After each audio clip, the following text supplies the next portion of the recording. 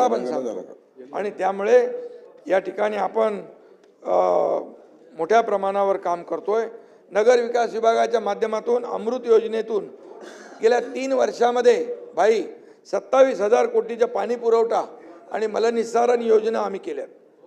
मग इतके वर्ष का करता आल्या नाहीत याचं देखील उत्तर दिलं पाहिजे। आणि म्हणून मी आपल्याला सांगतो की मुंबई काय तो आता नवीन सिनेमा कुठला निघालाय का पुरंदर, तिजोरीला घातलं वेटोळं, प्रत्येक कामात घोटाळे, मुंबईकरांना लुटून मुंबईचे केले वाटोळे, असं मला आता पाठवले आणि कोणीतरी पाठवून। मुंबईच्या तिजोरीवर दरोडा टाकणारे हे रहमान डकैत कोण आहेत त्याचा शोध घेतला पाहिजे।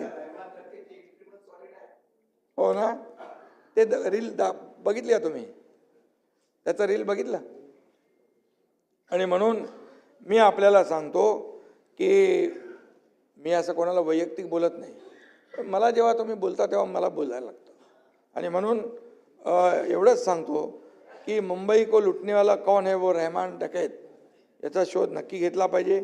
इतिहासात असे अनेक डकैत रहमान डकैत अनेक आले आणि गेले पण, आणि असल्या रहमान डकैतांना पाणी पाजणारी धुरंधर महायुती आहे। मी तुम्हाला सांगतो, एक कार्यकर्ता म्हणून सांगतो, आमच्यावर तोंडसुख घेता तेव्हा थोडा विचार करा। आमच्याकडे काय काय आमच्यावर बोलले ते मी आज बोलत नाही, आज सगळंच बोलत नाही मी, नंतर अजून आपल्याला पुढं बरंच काय।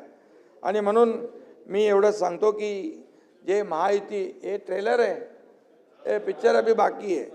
आणि म्हणून मी आपल्याला एवढंच सांगतो की राज्यात महायुती सरकार आलेलं आहे, 3.5 वर्ष काम सुरू आहे। आणि म्हणून 3.5 वर्षामध्ये तुम्ही जे वस्तुस्थितीला आपण मान्य केलं पाहिजे, वस्तुस्थिती मान्य केली पाहिजे, तरच खऱ्या अर्थाने आपल्याला